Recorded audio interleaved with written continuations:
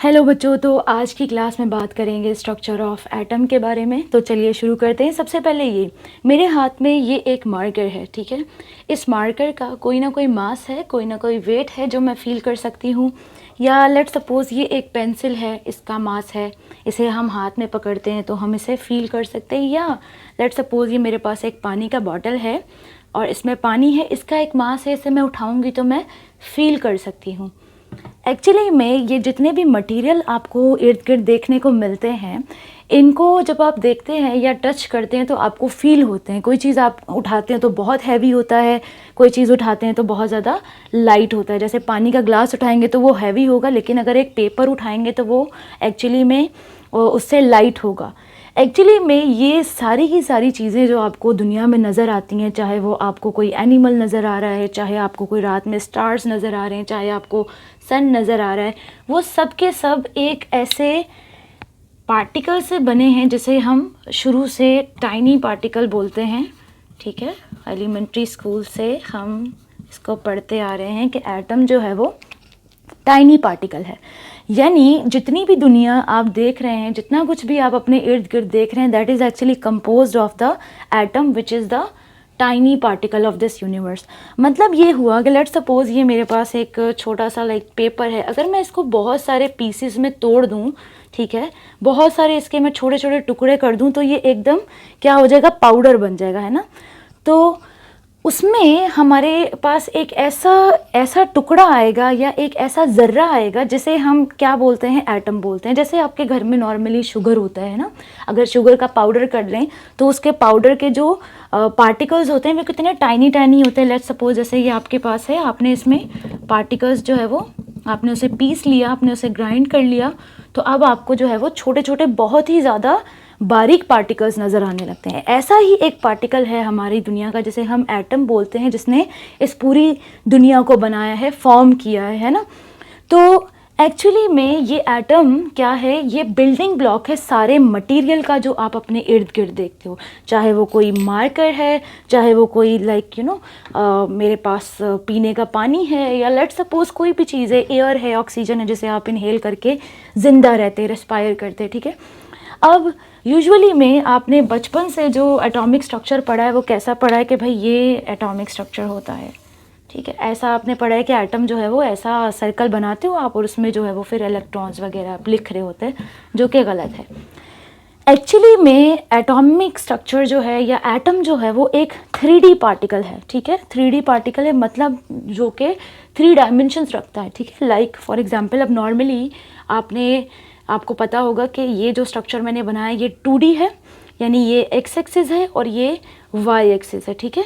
लेकिन अगर मैं एक और एक्सिस यहाँ पर इसके साथ जोड़ दूँ इस तरह से, तो इसे मैं अब यहाँ पर बोलूँगी, ये जो स्ट्रक्चर बना है इस स्ट्रक्चर को बोलते हैं 3D स्ट्रक्चर, ठीक है। यानी ये अब इसका x डायमेंशन है, ये इसका z डायमेंशन है और ये इसका y डायमेंशन है।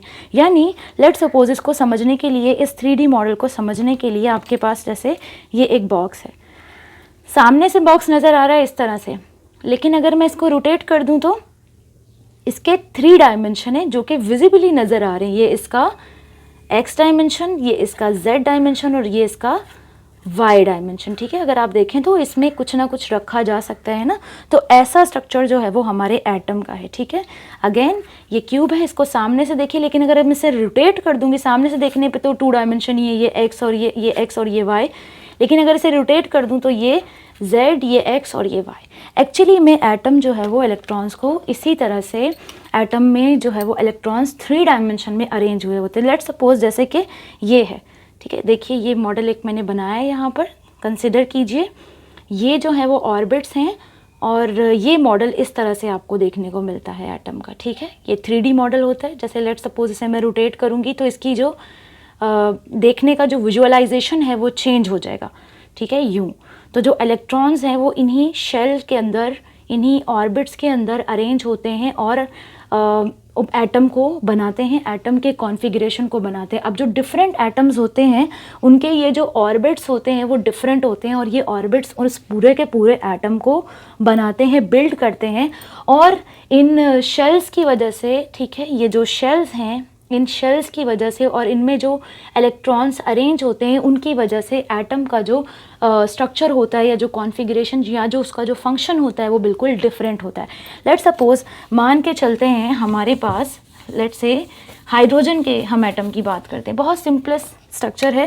लेट्स सपोज़ ये हाइड्रोजन है, ये हाइड्रोजन का न्यूक्लियस है, ठीक है। एटम न्यूक्लियस से और ऑर्बिट से मिलके बना है और ये इसका एक ही ऑर्बिट होता है और इसके एक ही शेल में एक इलेक्ट्रॉन होता है जो कि इसके अंदर घूम रहा होता है, ठीक है, रिवॉल्व कर रहा होता है या मौजूद होता है, ठीक है। तो ये एक ही इलेक्ट्रॉन है। तो यानी अगर इस स्ट्रक्चर को समझे तो ये स्ट्रक्चर कुछ इस तरह से कि ये एक है और इसके अंदर बीच में यहाँ पर एक न्यूक्लियस है और इलेक्ट्रॉन जो है वो इसके शेल में मौजूद है। तो ये स्ट्रक्चर हो गया हाइड्रोजन का। लेकिन अगर लेट सपोज़ मैं इसको पीरियोडिकली अरेंज करूँ, तो अगर आप पीरियोडिक टेबल देखें तो पीरियोडिक टेबल में आपको जो है वो इस तरह से रॉज और इस तरह से कॉलम आपको देखने को मिलता है। तो उसमें डिफरेंट जो है वो एलिमेंट अरेंज किए हुए होते हैं। लेट सपोज़ अगर मैं इसी तरह से बात कर लूँ ग्रुप 1 के एलिमेंट्स की, लेट सपोज़ ग्रुप 1 है मेरे पास और ग्रुप 1 के जो एलिमेंट्स हैं, बिकॉज उसे ग्रुप 1 में इसलिए लिखा है because they have 1 electron in valence shell या आउटर मोस्ट शेल, ठीक है, आउटर मोस्ट शेल, ठीक है। यानी अगर मैं अब इसे अरेंज कर लूँ यहाँ पर, तो लेट सपोज़ मेरे पास जो है वो ग्रुप 1 में, ठीक है, यहाँ पर आ जाएगा हाइड्रोजन, ठीक है। हाइड्रोजन को निकाल देते हैं क्योंकि हाइड्रोजन निकल चुका है। सो हमारे पास आ जाता है लिथियम, ठीक है। लिथियम के बाद हमारे पास आ जाता है सोडियम, ठीक है। सोडियम के बाद आ जाता है हमारे पास potassium, rubidium, caesium and francium, ठीक है। तो इनमें क्या होता है कि जैसे जैसे हम डाउन द ग्रुप आते हैं, जैसे जैसे ऊपर से हम नीचे आते हैं, पीरियोडिक टेबल अगर आपके पास मौजूद है तो उसे देखिए, जैसे जैसे आप नीचे आएंगे तो ये जो शेल्स हैं ये शेल्स बढ़ते चले जाएंगे, ठीक है। जैसे ये शेल्स हैं ये इंक्रीज़ होते चले जाएंगे, ठीक है। ये इंक्रीज़ होते चले जाएंगे तो ऑफ कोर्स एटम बड़ा होता चले जाएगा। जैसे लेट सपोज़ इसी तरह से जैसे मैं अगर ये मेरे पास एक पेन है, फिर मैं दूसरा रख दूँ, फिर मैं तीसरा रख दूँ, तो इसका जो मास है वो क्या होगा, इंक्रीज़ हो जाएगा मेरे हाथ में, है ना। तो इस तरह से ये आपके पास है। तो लेट सपोज़ जैसे मैंने अभी एक हाइड्रोजन का स्ट्रक्चर आपको बना के दिखाया, तो ये लिथियम है, तो इसे हम बोलते हैं पीरियड 2, ठीक है। ये आ जाएगा फिर आपके पास पीरियड 3, फिर ये आ जाएगा आपके पास पीरियड 4, ये आ जाएगा पीरियड 5, ये आ जाएगा पीरियड 6, पीरियड 7, ठीक है। इस तरह से अरेंज किए गए हैं, ठीक है। यूँ इनको जो है वो हमने अरेंज किया है, ठीक है। थोड़ा सा इधर कर देती हूँ ताकि आपको नज़र आ जाए, ठीक है। तो इस तरह से हमने इनको अरेंज किया है, ठीक है। तो जैसे हाइड्रोजन था तो हाइड्रोजन का एक न्यूक्लियस था और आउटर मोस्ट शेल था, उसमें एक इलेक्ट्रॉन था। अब देखिए ये पीरियड 2 है तो इसका मतलब पीरियड का मतलब होता है शेल्स, यानी अब जो शेल्स हैं या जो ऑर्बिट्स हैं वो अब 2 हैं, ठीक है। ये न्यूक्लियस है, ठीक है। लेट सपोज़ ये न्यूक्लियस है और अब ये लेट सपोज़ मैं लिथियम बना रही हूँ, या लेट सपोज़ अभी खुद ही आपको समझ आ जाएगा कि ये न्यूक्लियस है, ठीक है। और ये पहला शेल और ये दूसरा शेल यानी आखिरी शेल। तो हमेशा याद रखिएगा कि जो फर्स्ट शेल होता है उसमें हमेशा 2 इलेक्ट्रॉन्स होते हैं, ठीक है। तो यहाँ पर मैं बना देती हूँ 2 इलेक्ट्रॉन्स, सो 1 एंड 2।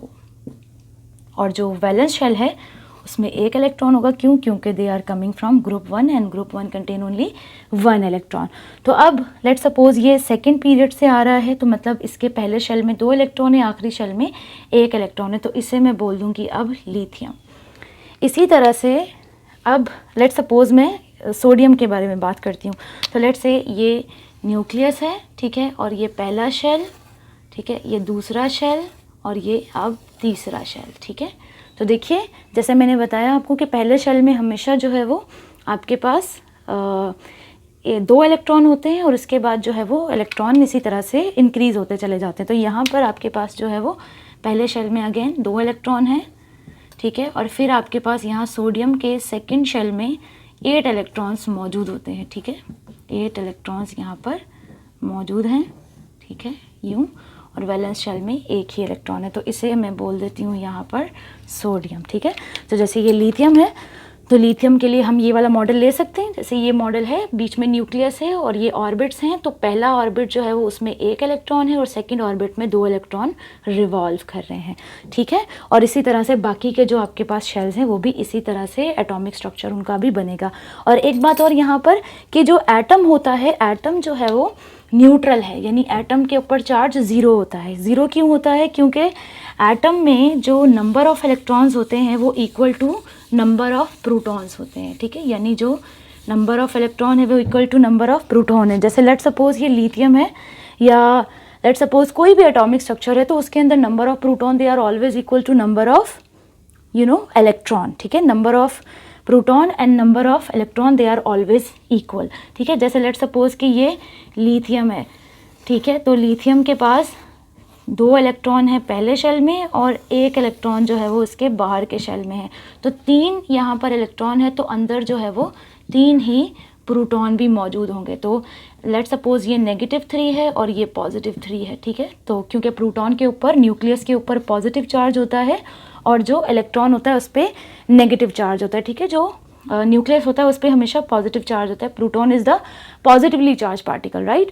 तो ये -3 से +3 कैंसिल हो जाएगा, तो ये 0 आ जाएगा। यानी ये जो पूरा का पूरा एटम है वो अभी इलेक्ट्रिकली न्यूट्रल है, राइट।